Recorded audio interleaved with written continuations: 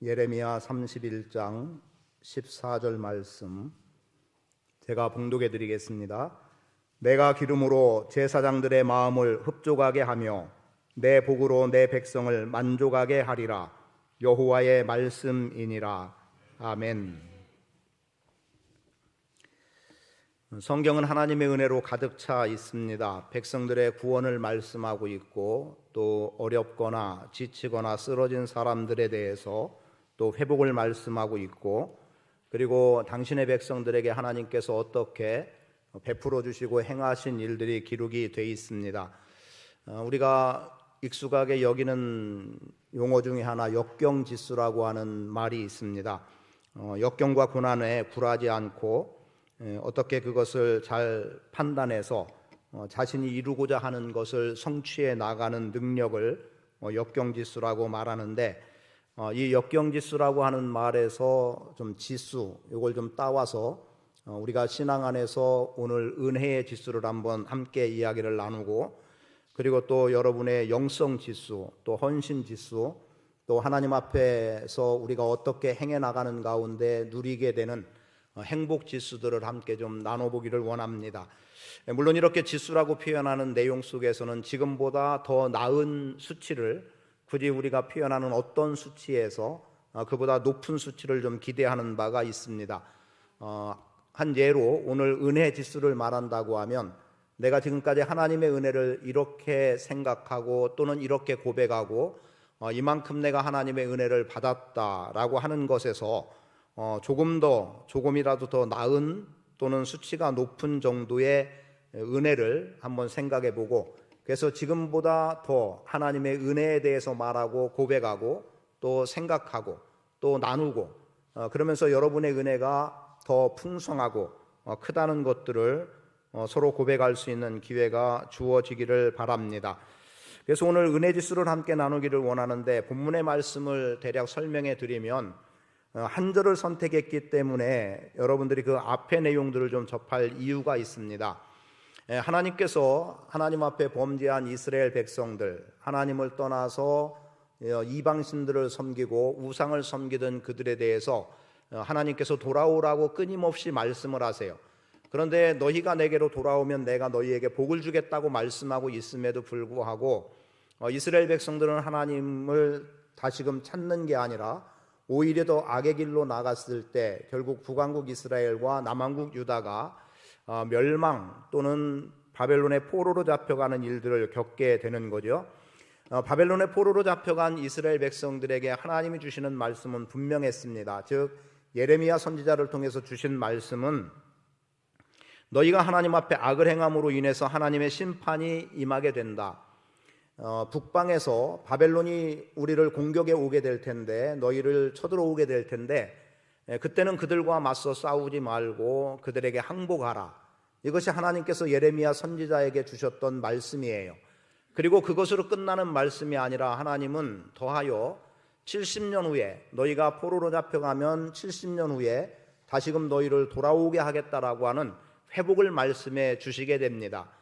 그런 내용만 본다고 하면 하나님의 징계는 징계로 끝나는 것이 아니라 그들을 회복시키시고 더한 복으로 이끌어드리기 원하시는 하나님의 긍휼함, 사랑 속에서 또는 공의 속에서 나타나지는 내용이 될 수 있겠죠. 그런데 그때 예레미야 선지자는 너희가 항복하고 바벨론의 포로로 잡혀가는 것이 하나님의 뜻이라고 말하지만, 다른 거짓된 선지자들은 그렇게 말하지 않아요. 백성들이 듣기 좋은 소리를 이야기하는 겁니다. 하나님의 성전이 예루살렘에 있지 않냐, 우리와 함께 있지 않냐, 그러나 하나님은 그곳에 임하시는 것이다. 그러니 아무리 적이 우리를 공격해 온다 하더라도, 강대한 나라가 우리를 쳐들어와도 우리는 그 대적들을 이길 수 있고 하나님이 싸워주시기 때문에 우리는 결코 바벨론의 포로로 잡혀갈 이유가 없다는 겁니다. 여기서 우리는 큰 문제에 봉착할 수 있어요. 하나님이 우리를 사랑하신다면 왜 굳이 바벨론이라고 하는 나라를, 강대한 나라를 들어서 우리를 포로로 잡아가게 하실까? 그냥 여기서 다른 방법, 아니면 그냥 단번에 또 다른 방법으로 우리의 마음을 돌이키면 될 것을, 이런 생각을 할 수도 있지요. 그리고 대개의 사람들이 바라고 있는 것처럼 포로됨을 원하는 사람이 누가 있겠습니까? 그러면 당연히 우리는 포로될 이유가 없다. 하나님이 여기 계시다.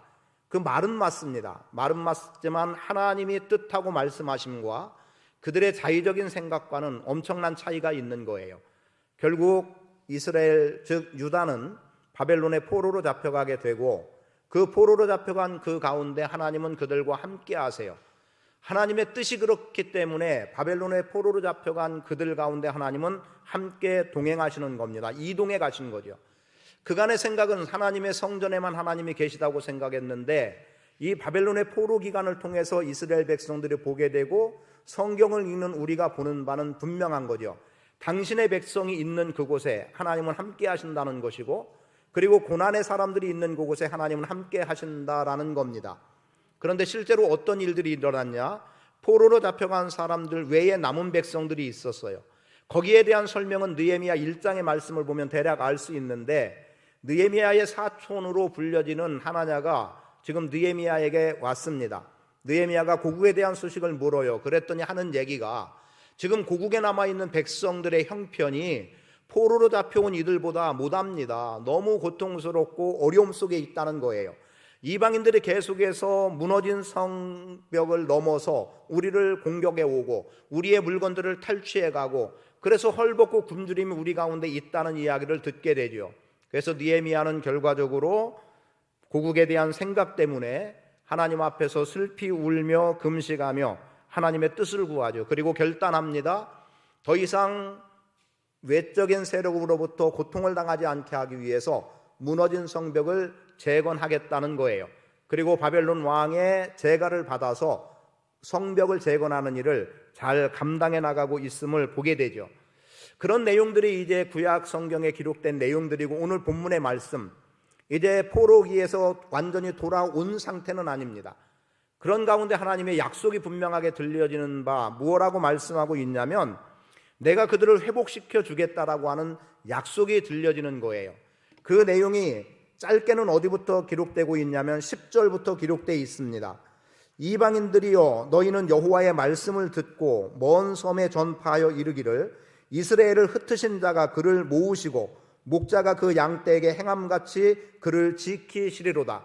바벨론의 포로로 잡혀갔던 그들을 다시금 그들의 본국으로 또는 예루살렘으로 돌아오게 하겠다는 하나님의 약속의 말씀이 들려지고 이제 목자가 양떼를 돌보고 지키듯이 여호와 하나님께서 당신의 백성들을 지키고 보호하신다는 말씀을 기록합니다. 그런 가운데 그 다음 절에 보면 무엇라고 기록하냐면 여호와께서 이스라엘을 구원하시기 위해서 그 삭슬, 속량이라는 말이거든요. 삭슬 지불했다. 값을 지불하고 지금 이스라엘 백성들, 유다 백성을 본국으로 돌아오는 귀한 그들의 회복을 말씀하고 있는 겁니다. 그리고 그들이 돌아와서는 어떻게 하고 있어요? 시온산에서 하나님을 찬송하며 즐거워하게 된다는 겁니다. 하나님은 그들에게 곡식과 새 포도주와 양떼와 숫대를 허락하시고 그들로 하여금 큰 기쁨을 누리며 살아갈 수 있도록 은혜를 허락해 주시겠다고 말씀하고 있고 처녀는 춤추고 즐거워하고 청년과 노인은 함께 즐거워하리라고 말씀하면서 이제 슬픔이 변하여 기쁨이 되는 은혜를 그들 가운데 허락해 주시겠다는 것입니다. 그게 하나님의 은혜예요. 그리고 본문 말씀 무엇라고 말합니까? 내가 기름으로 제사장들의 마음을 흡족하게 하며 내 복으로 내 백성을 만족하게 하리라. 그 말은 무슨 말이겠어요? 시온산에서 즐거워하며 노래한다는 것은 하나님을 예배하는 겁니다. 당신의 백성들이 하나님의 임재의 장소에서 하나님을 예배한다. 예배가 살아나니까 제사장들도 그들의 살 수 있는 근거들이 생겨지게 되고 백성들은 하나님이 주시는 12절의 말씀대로 그 복을 누림으로 인해서 만족하는 인생으로 살아갈 수 있도록 은혜를 베풀어 주신다고 말씀하고 있는 겁니다. 그래서 포로로 잡혀간 백성들이 귀환해서 그들이 이제 하나님이 이미 약속해 주셨던 젖과 꿀이 흐르는 가나안 땅이라고 하는 그 약속의 땅을 다시금 그들이 차지해서 그래서 바벨론으로 돌아오는 것을 제2의 출애굽이라고도 말하고 있습니다. 그 은혜로 나가는 건데 그래서 이 은혜를 한번 우리가 돌아보며 오늘 우리의 은혜의 지수도 한층 더 높이며 살아갈 수 있는 기회를 함께 나누기를 원합니다. 그래서 먼저 하나님의 은혜를 우리는 생각해야 돼요. 하나님의 은혜, 가장 우리가 중시해야 되고 가장 큰 은혜, 영광스러운 은혜라고 말할 수 있는 것, 이것은 곧 구원의 은혜입니다. 다른 말로 표현한다면 죄사함의 은혜, 이 죄사함의 은혜를 통해서 구원이라고 하는 놀라운 은혜를 우리가 경험하게 되는 바, 이 은혜가 오늘 우리 안에 늘 기억되어지고 이 구원의 은혜로 말미암아 우리가 하나님을 예배하고 삶을 살아가는 근거를 만들어 나갈 수 있어야 합니다. 만일 이렇게 생각해 보면 어떨까 싶어요. 무기수, 어떤 죄 때문에 무기징역을 선고받은 사람이 있어요. 그 사람에게 가장 기쁜 소식은 뭘까요? 아마도 감형이 된다는 소식 내지는 그가 모범수로 인정이 되어서 어느 시점 얼마 기간을 복역한 후에 그가 석방이 되어서 자유로운 삶을 살아가게 된다. 그 사람에게는 이것이 가장 커다란 기쁨이고 즐거움이 될 겁니다. 그걸 영광으로 표현한다면 가장 영광스러움이 되겠지요. 그러하듯이 오늘 우리에게 있어서 구원이라고 하는 은혜가 가장 영광스러운 은혜가 될 수 있는 이유는 하나님께서는 우리를 죄 가운데서 건져내 주시고 오늘 우리를 하여금 생명의 길을 걸어갈 수 있도록 은혜를 주셨기 때문임을 기억해야 합니다. 우리가 예배로 부르는 그 시간에 제가 시편 103편 1절 이하의 말씀 5절까지를 읽어드렸는데요. 다시 한번 읽어드리겠습니다. 내 영혼아 여호와를 송축하라. 내 속에 있는 것들아 다 그의 거룩한 이름을 송축하라. 내 영혼아 여호와를 송축하며 그의 모든 은택을 잊지 말지어다. 하나님의 은혜에 대해서, 그리고 그 은혜의 내용을 3절부터는 이렇게 기록합니다. 그가 내 모든 죄악을 사하시며 내 모든 질병을 고치시며 생명을 파멸에서 건져주시고, 그리고 오늘 우리로 하여금 어떤 걸음을 걸어가게 하느냐, 긍휼과 인자로 관을 씌우셔서 오늘 우리로 하여금 소원대로 살아가는, 즐겁게 좋은 것으로 소원을 삼고 만족하게 살아가는 은혜를 허락해 주시겠다는 겁니다. 그리고 청춘을 독수리같이 함으로 새롭게 하시겠다는 약속의 말씀으로 영혼의 잘됨까지를 말씀해 주고 있어요. 그런 가운데 오늘 우리가 구원받았다라고 하는 이 구원, 여러분, 구원과 관련해서는 우리는 율법으로부터 답을 찾기 시작해야 됩니다. 구약 성경은 이스라엘 백성들을 애굽에서 건져낸 이스라엘 백성들에게 하나님께서 그들에게 율법의 말씀을 주시고 이 율법에 기록된 대로 지켜 행하면 복을 받겠다라고 하는 분명한 선언을 해 주셨습니다. 그런데 안타깝게도 사람들이 율법을 다 지킨다는 것은 불가능한 일이었어요. 그래서 이렇게 표현하면 어떨까 싶습니다. 우리도 보통 표현하는 것 가운데 하나인데 10번 잘하다가 한 번 잘못하면 다 잘못된 것 같이 취급당하는 일이 있고, 그리고 10번 잘못했는데 한 번 잘했을 때 또 어떤 경우 이런 일은 드물지만 그래도 다 잘한 것처럼 보는 그러한 시각이 있기도 합니다. 그러니까 한 번 잘한 것이 10번 잘못한 것을 만회할 수 있을 정도의 어떤 커다란 일이라고 하면 넉넉히 그런 은혜라면 은혜를 입을 수 있는 경우들이 있죠. 그런데 대개는 10번 잘하다가 한 번 잘못하면 10가지를 다 잘못한 것처럼 취급받고 정죄당하는 일들이 의외로 우리 주변에는 많이 있음을 보게 됩니다. 특히 사람과의 관계 속에서 그러한 일들이 많이 있어서 관계가 깨어지고 문제가 되고 그래서 고통하는 일들이 있기도 하죠. 그럼 율법 어떻습니까? 열심히 지킨다고 지켰어요. 성실하게 지킨다고 지켰습니다. 박하와 회양과 근처의 11조를 드림같이 온전하게 하나님께 드릴 것 드린다고 드리고 있는데 100% 다 되어지더라느냐죠. 그렇지 못한 일이 한 가지만 생겨도 결국 죄의 삭선 사망이라고 하는 선언에 떨어질 수밖에 없는 상황으로 몰려가는 겁니다. 결과적으로 우리가 율법을 통해서 얻게 되는 것은 죄의 삭선 사망이라고 하는 선언밖에 우리가 얻는 게 없는 거예요. 율법을 다 지킨다면야 하나님이 말씀을 해주신 대로 무한한 복을 누리며 살아갈 수 있고 생명의 길을 여전히 걸어갈 수 있는데, 그런데 율법은 하나만 범해도 다 범한 것과 같은 상황이 되기 때문에 결국 죄의 삭선 사망이라고 하는 선언만 우리는 깨달아 알고, 그리고 그 율법의 잣대의 기준에 미치지 못하면 죄라는 것, 그래서 내 죄가 무엇인가를 아는 정도밖에 되지 않는 거예요. 그렇다고 해서 구약시대에 하나님이 주신 율법이 가볍다, 무시해도 된다는 의미는 분명히 아닙니다. 뭐냐면 그렇게 율법에 의해서 깨달아진 것은 우리에게 결국 구원을 주지는 못하더라는 겁니다. 구원은 하나님의 은혜 안에서 되어지는 복음, 그 복음의 능력이 오늘 우리 안에 구원이 되는 겁니다.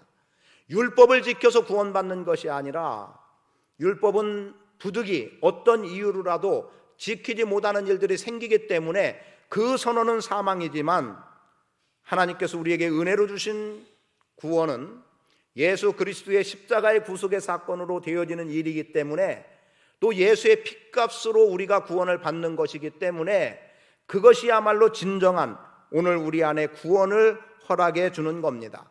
그래서 구원은 율법에 의해 되어지는 것이 아니라 하나님의 은혜로 되어지는 것이다. 그 내용이 오늘 본문에도 기록이 됩니다. 11절 보세요. 여호와께서 야곱을 구원하시되 그들보다 강한 자의 손에서 속량하셨으니 값을 지불했다는 거예요. 그 지불을 통해서 오늘 우리의 구원을 이루어 주신다고 하나님은 약속하고 있습니다. 그러하기 때문에 십자가가 오늘 우리 안에 은혜가 되는 것이고 예수 그리스도의 보혈이 오늘 우리 안에 영광스러운 은혜가 되는 것이고 여기서 구원이 오기 때문에 이보다 더한 은혜는 없다라는 거지요. 특히 구원이라고 하는 문제 속에서 우리가 얻어지는 것, 죄의 삭슨 사망으로 선언된 속에서 우리는 사망에서 생명으로 옮겨진 자들이 되는 거고 저주의 삶에서 복 있는 자의 삶으로 옮겨지는 것이고 오늘 우리의 인생이 피폐하고 메말랐던 속에서 힘을 얻고 새롭게 살아갈 수 있는 근간들이 만들어지는 이 모든 것이 다 죄사함과 연관된 구원받은 은혜 속에서 되어지는 일입니다. 그러하기 때문에 여러분들이 하나님의 앞에서 은혜 지수를 계산해 나갈 때 여러분이 가장 기본으로 삼아야 되고 중심에 두어야 되고 영광스럽게 둬야 되는 것은 구원이라고 하는 구원의 은혜, 이 지수가 오늘 우리 안에 기준으로 자리할 수 있게 되기를 축복합니다. 구원은 예수 그리스도를 통해 누릴 수 있는 최고의 영광입니다. 그분의 핏값으로 사심받았기 때문에 이것 또한 영광입니다. 오늘 그래서 우리는 구원받은 영혼으로 또 영혼이 자유로운 자로 용서받은 영혼으로 살아가게 되는 것이고 그 안에서 우리는 구원의 기쁨과 감격을 노래할 수 있게 되는 거예요.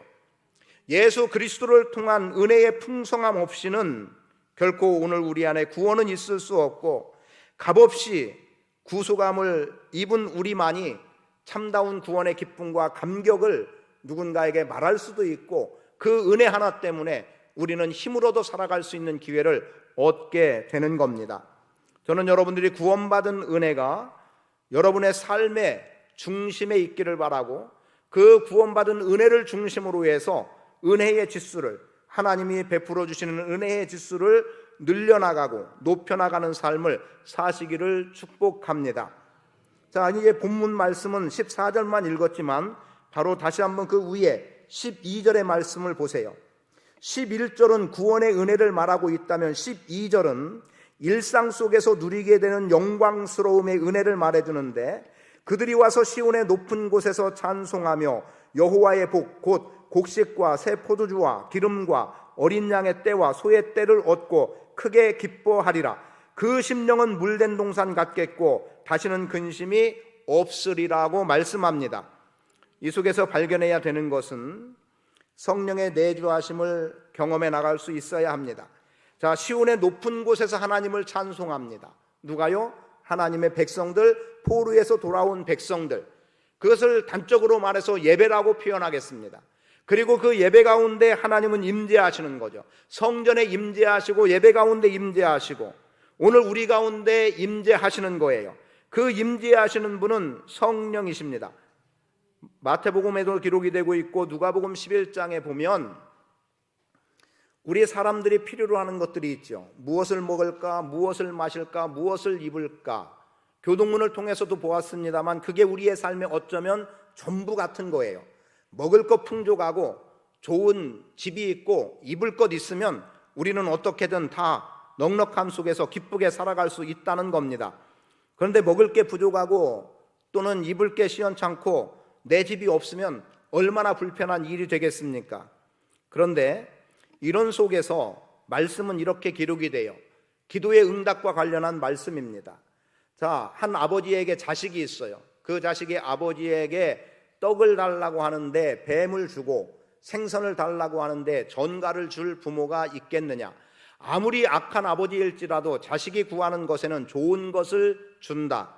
하물며 하늘에 계신 너희 아버지께서 사랑하는 자녀들이 구하는 것에 대해서 좋은 것으로 주시지 않겠느냐? 그리고 그 더 좋은 것을 성령을 주시지 않겠느냐라고 누가복음 11장 13절에서는 말씀하고 있습니다. 성령을 주시지 않겠느냐. 이게 오늘 우리의 답입니다. 오늘 우리의 일상생활 속에서 가장 먼저 기억해야 될 것은 내 삶의 전부를 움직이고 주장하시는 성령이 내 안에 역사하고 계심이에요. 성령의 내주하심이 경험되는 삶을 살아가야 됩니다. 내 자의적인 판단과 생각에 의한 것이 아니라 성령이 나에게 말씀하시고 깨우쳐 주시고 이끌어 주시고 방향을 제시해 주시는 그 속에서 오늘 우리는 살아갈 때 비로소 지금 일상의 삶을 통해서 누리게 되는 영광스러움, 구원, 그 은혜를 우리는 경험하며 살아갈 수 있다는 거죠. 여러분, 심령은 물된 동산 같겠다라고 하는 게 뭐겠습니까? 영혼에 관계된 일이에요. 오늘 우리의 영혼에 평안함을 허락해 주시는 겁니다. 그리고 14절에서도 내가 기름으로 제사장들의 마음을 흡족하게 한다라고 하는 이 마음이 바로 영혼입니다. 하나님은 우리의 영혼까지도 책임져 주시는 분입니다. 성령을 주시지 않겠느냐고 말씀하신 그 성령이 고린도전서 3장 16절에서는 너희가 하나님의 성령인 것과 하나님의 성령이 너희 안에 거하는 것을 알지 못하느냐라는 말씀으로 오늘 여러분은 하나님의 성전이다, 하나님의 성령이 너희 안에 거한다라고 단언해주고 있음을 보는 거예요. 그래서 여러분들이 일상의 삶 속에서 가장 중요한 하나님의 은혜를 어디에서 찾냐면 성령이 지금 내 안에 거하시고 계시다. 오늘도 지금도 내 안에서 내 삶을 주장하시는 분은 성령이다라고 하는 확신이 여러분 안에 들어가기를 축복합니다. 너희는 마음에 근심하지 말라. 하나님을 믿으니 또 나를 믿으라. 근심하지 말라면서 나를 믿으라고 말씀하신 예수님께서는 이어서 이렇게 말씀합니다. 내가 너희를 위하여 처소를 예비하러 간다. 그리고 처소가 예비되면 다시 와서 내가 너희를 영접하겠다라고 주님은 말씀하세요. 그러면서 내가 너희를 떠나는 것이 복이다라고 말씀하면서 그 복인 이유를 떠나면 너희에게 보혜사 성령을 보내줄 것이다라는 겁니다. 성령을 보내주시기를 약속하시고 예수님은 승천하신 거예요. 그리고 그러한 장면이 사도행전 1장에 기록이 되고 있습니다. 하늘로 올리어져 가시죠. 사람들이 때가 이때입니까? 구원의 때가 이때고 회복의 때가 이때입니까를 물을 때 예수님께서는 때와 기한은 너희의 알 바 아니다. 그리고 그것은 나의 권한에 있지 않고 오직 아버지의 권한에 달려있다는 거예요. 그러면서 그것에 너희가 어느 때를 말하지 말고 성령이 임하기까지 기다려라, 기도하라 라는 거였어요. 그리고 그들은 한 곳에 모여 기도했습니다. 사도행전 2장에서 오순절 성령 강림의 역사를 경험한 거예요. 승천하신 예수님은, 우리의 처소를 예비하러 가신 예수님은 우리에게 성령을 보내주신 겁니다. 그 성령이 우리 안에서 역사되는 것을 우리는 경험하고 말할 수 있어야 합니다. 그래서 일상의 삶 속에서 여러분들이 가져야 되는 것은 내가 지금 어떠한 상황과 환경에 처해 있어도 그 가운데 성령이 나와 함께 하신다는 것이고, 이것 또한 하나님의 계획 속에서 내 인생이 이렇게 펼쳐져 가고 있구나라고 생각하시면 됩니다. 예를 들면 이렇게 표현해 볼게요. 제가 목회 사역을 감당해 나가는 이 일련의 여정들에서 되어지는 모든 일들, 좋은 일만 있겠습니까? 역경이 있을 수도 있고 참 원망스러움도 있을 수 있고 여러 가지 부딪힘과 좋지 않은 일들이 있다 하더라도 이것 또한 내 인생의 여정 속에 하나님이 계획한 그 걸음으로 내가 가고 있다라고, 이것이 하나님의 은혜라고 그렇게 말할 수 있고 마음으로 받고 고백할 수 있는 것은 하나님의 은혜인 겁니다. 그리고 그렇게 살아갈 때 하나님의 임재가 내 속에 경험되는 것을 경험해 나가는 거예요. 그래서 다 쓰러지고 못 일어날 것 같은 그 자리에서 다시금은 일어날 수 있는 것이고 힘을 얻을 수 있는 것이고 독수리가 날개치며 올라감 같은 은혜를 경험해 나갈 수 있는 겁니다. 그런 가운데 그 뒤에 나오는 말씀 어떻습니까? 새 포도주나 곡식과 기름, 이러한 것들, 이 모든 것들은 일상 속에서 우리의 필요, 조금 전에 무엇을 먹을까, 무엇을 마실까, 무엇을 입을까를 말한 가운데 그것 또한 우리에게 필요한 부분 하나님이 공급해 주시는데, 히브리서 4장 16절에서는 이렇게 기록합니다. 그러므로 우리는 긍휼하심을 받고 때를 따라 돕는 은혜를 얻기 위하여 은혜의 보좌 앞에 담대히 나아갈 것이니라. 오늘 우리를 제사장 삼아 주셨어요. 그리고 오늘 우리로 하여금 하나님 앞에 언제고 나아갈 은혜를 덧입혀 주셨습니다. 히브리서 4장 말씀은 근본은 우리의 구원의 문제를 말하고 있어요. 왜냐하면 예수님이 대제사장으로 이 땅에 오셨다, 그분의 십자가에 피 흘리심 대속으로 구원이 왔다는 것을 말씀하는 속에서 때를 따라 돕는 은혜, 저는 이 때를 따라 돕는 은혜를 구원과도 연결시키기도 하지만 일상의 삶, 그때 하나님께서 우리를 도우시는 은혜로 함께 해주심에 대한 확신으로 갖기를 원합니다. 무슨 말이겠어요? 하나님께서 먹을 것을 공급해 주심이라고 하는 단적인 내용은 이스라엘 백성들에게는 이른 비와 늦은 비를 주심이었어요. 이른 비는 파종할 수 있도록 했고, 늦은 비는 걷어들일 수 있도록 알곡에 여물 수 있는, 그래서 물이 가장 필요로 할 때 늦은 비를 주셔서 얼마든지 그들이 풍족함의 삶을 살아갈 수 있는 은혜를 주시는 거였습니다. 이삭의 예를 들면 이렇게 보면 좋아요. 이삭이 그 해에 농사하여 100배나 얻었다라고 전제하고 있는 그때는 흉년의 때였습니다. 모두가 다 흉년이 들어서 먹고 살기 힘들다는 거예요. 가뭄이 있고 물이 풍족하지 않아서 어떻게 살아가야 될지 힘든 거예요. 짐승에게 물을 마셔야 짐승들이 건강하게 잘 자랄 수 있는데 물을 제대로 마실 수도 없고, 그래서 어떻게 표현하면 우물 파는 게 그들의 일이었습니다. 그런데 지금 이삭을 대적하는 사람들의 눈에 이삭이 우물을 팠는데 물이 나오는 거예요. 그래서 그들이 힘으로 뺏어버립니다. 이삭은 그들과 다투지 않습니다. 그리고 옮겨가서 다른 곳에 우물을 팠어요. 또 물이 나오는 거예요. 뺏기고 뺏기지만 이삭은 다투지 않아요. 싸우지 않아요. 그런 가운데 이제 이삭의 우물을 빼앗았던 그들의 판단에, 우리는 우물을 판다고 깊이 파도 물이 나오지 않는데, 그런데 이삭은 파는 대로 그냥 조금, 표현을 그렇게 보면 조금만 파도, 아니면 그냥 삽질 한 번만 해도 물 나온다는 표현을 써도 좋을까요? 그런 상황이 되어지는 것을 보는 거죠. 그리고 비로소 이삭에게는 하나님이 함께하고 있다는 것을 그들이 발견하게 되는 거예요. 그리고 그러한 때에 이삭은 농사해서 100배나 얻었다는 것입니다. 그게 하나님의 은혜입니다. 다 안 된다고 하는 상황, 힘들고 어려운 지금의 시점에 여전히 하나님의 은혜가 있음을 기억해야 합니다. 하나님의 은혜는 우리 가운데 여전히 살아있음을 기억해야 됩니다. 구원의 은혜를 넘어 일상의 삶 속에서 누리게 되는 영광스러움의 은혜는 우리의 먹고 마시고 입을 것까지도 책임져 주시는, 그래서 곡식과 포도주와 양떼와 소떼를 허락해 주시는 그 은혜가 우리 안에 있음을 우리는 기억해야 합니다. 여러분, 일상의 삶의 은혜 수치를 높여 나갈 수 있기를 바랍니다. 때를 따라 돕는 은혜를 늘 생각하세요. 그래서 지금 힘들고 어려워도 이때 지금 하나님은 내게 은혜를 베풀어 주고 계심의 때라고 믿으십시오. 그리고 고백하고 나가세요.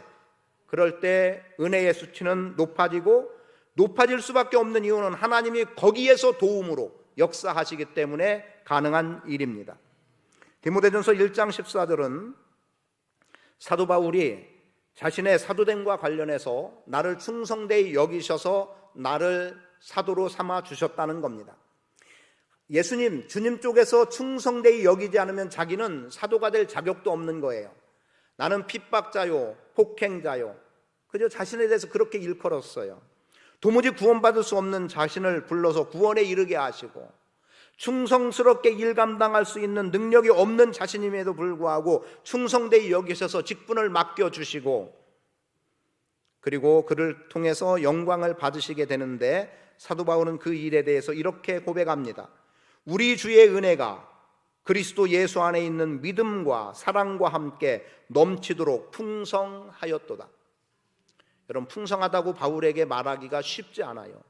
왜냐하면 그도 숱한 고난과 역경을 거쳤고, 그리고 먹고 사는 문제도 자기가 일을 했어요. 일하면서 먹고 살았고요. 그리고 이제 몇몇 교회들이 부조해 주는 것 가지고 살기도 했고요. 그런 내용들이 성경에 기록이 돼요, 사도행전에. 그러니까 누군가의 도움 없이 살아갈 수 없기도 했고 자기의 수고로움도 있었어요. 복음을 전하는 자리에 있음에도 불구하고 고난과 역경은 끊임없이 있었습니다. 그런데 그는 이렇게 고백하는 거예요. 우리 주의 은혜가 그리스도 안에 있는 믿음과 사랑과 함께 넘치도록 풍성하였도다. 제가 고린도후서 말씀을 여러 차례 말했습니다. 고린도후서 11장에 가면 사도 바울이 당한 고난에 대해서 분명하고 명백하게 기록을 해놔요. 그럼에도 그는 감사하고 있는 거예요. 죽을 고비를 그렇게 넘기고 생명의 위협 말할 것 없습니다. 그런데 그것을 감사로 여기고 그 속에서도 하나님의 은혜를 발견했던 바울의 모습을 본다면 오늘 우리의 일상은 예배가 되어져야 함과 함께, 즉 시온에서 예배가 있으니까 주님의 임재하심과 함께 오늘 우리의 삶에 필요한 모든 것 하나님이 공급해 주신다는 확신 속에 살아갈 수 있게 되기를 축복합니다. 그래서 14절 말씀 본문이 나온 거예요. 내가 기름으로 제사장들의 마음을 흡족하게 하며. 여러분, 예배가 살아난 거예요. 예배가 이루어지고 있는 거예요. 전에는 제사가 이루어지지 않으니까 제사장들에게는 땅을 기업으로 주지 않아서 그들은 농사짓고 목축하고 살아갈 근간이 없었는데, 대신에 하나님이 민수기 18장 20절을 통해서 내가 기업되고 분깃되겠다고 약속해 주셨고 그 일을 지금까지 성취해 오셨는데, 그런데 이들이 죄를 짓고 제사가 무너지고 되어지지 않으니까 제사장들이 밭으로 나갔던 사건들이 있지 않습니까? 먹고 살기 위해서. 그런데 지금은 기름으로 제사장들의 마음을 흡족하게 하겠다는 거예요. 이게 단순히 제사장들 먹을거리 공급해 줬다는 얘기가 아니라 하나님을 예배하는 예배가 회복됐다는 겁니다. 시온산에서 예배가 회복이 된 거예요. 여러분의 일상은 예배가 되기를 축복합니다. 예배가 회복되어지면 은혜는 넘쳐나게 돼 있는 거예요. 그리고 백성들은 어떻습니까? 하나님이 주신 복으로 인해서 만족하겠다는 거예요. 내 복으로 내 백성을 만족하게 하리라. 이 복은 선으로 표현됩니다. 하나님의 선하심과 인자하심이 정녕 나를 따르리니, 여러분 이 말씀은 이미 드렸죠. 정녕 나를 따른다는 그 따름을 사냥개로 비유해서 사냥개가 먹잇감을 잡기까지 추적해서 마침내 입으로 물어, 여기까지라는 거죠. 하나님의 은혜는 우리를 그렇게 따라와서라도 주시는 거예요. 우리에게 마침내 당신이 주시고자 한 그 약속을 성취하기까지 사냥개가 먹잇감을 쫓아가듯이 하나님은 우리를 그렇게 따라오셔서 우리에게 그 은혜를, 우리에게 허락한 복을 성취하기까지 주시는 분임을 믿으십시오. 이 일상의 은혜가 여러분 안에 넘쳐나기를 축복합니다. 이런 가운데 분명히 우리는 은혜의 지수를 높이는 방법을 가져야 되겠죠. 은혜의 수치, 지수를 높이는 것, 물론 예배라는 표현을 하기도 했습니다만 오늘 우리는 이상하게 망각하는 일이 참 많아요. 잊고 사는 일이 많다는 거예요. 어떤 경우는 구원의 은혜도 잊어버린다니까요. 그것마저도 잃어버린다면 뭘 하나님 앞에서 은혜라고 말하겠습니까? 그리고 일상의 삶에 모든 도와주시는 그 은혜, 우리는 잊고 살기 쉬운데 그거 기억하라고 말씀합니다. 교회인 여러분은, 우리는 하나님의 은혜를 받은 자로 은혜를 경험하며 살아가야 됩니다. 어떤 상황에 처하든 하나님의 은혜를 말할 수 있고 은혜를 기억하며 살아가는 것이 우리 믿음의 사람들이 되어야 합니다. 그래서 하나님의 행하신 일을 기억하는 것 대단히 중요하죠. 신명기 32장 7절은 이렇게 말합니다. 옛날을 기억하라. 신명기 말씀이 기록되는 속에서 옛날을 기억하라는 말씀이 무슨 말씀입니까? 애굽에서 종로로 하고 있던 너희를 건져낸 그 구원의 은혜 기억하라는 겁니다. 그리고 신명기 8장 2절에 가면 광야의 길을 걷게 하신 것을 기억하라고 말해요. 애굽에서 건져낸 구원, 이거 당연히 오늘 우리가 기억해야 될 일이고, 그리고 광야 여정 속에 40년 동안 살아가는 그들 가운데 그들의 발이 부르지 않고 옷이 헤어지지 않고, 그리고 또 그들의 먹을 것이 공급됨으로 인해서 굶주린 가운데 처한 일이 없었던 겁니다. 만나를 주시고 메추라기를 주시고 반석에서 물을 내셨던 이것을 기억하라는 거예요. 너희가 광야의 길을 걸을 때 신발 떨어져도 벌써 떨어졌을 것이고 옷이 헤어져도 벌써 헤어졌을 것이고 아니면 너희가 굶어 죽어도 벌써 굶어 죽었을 그 상황 아니냐는 거죠. 그런데 내가 다 공급해 줬다는 거예요. 그거 기억하라는 겁니다. 지금 우리는 그 기억을 하고 살아가야 됩니다. 그런 가운데 말씀하지 않습니까? 신명기 6장 12절에 크고 아름다운 집에서 살 때 너희가 먹을 것이 풍족해서 배부를 때 하나님을 잊지 말라는 거예요. 근데 우리는 좋은 집에 살 때 배부를 때 하나님을 잊죠. 그리고 험난한 고난이 올 때 그제서야 하나님 도무지 못 살겠습니다. 나 도와주셔야 합니다. 그때서야 하나님을 찾는다는 거예요. 어리석음의 극치입니다. 경제적으로 지금보다 못했을 때 힘들고 어려웠지만 우리 얼마나 웃으면서 살았습니까?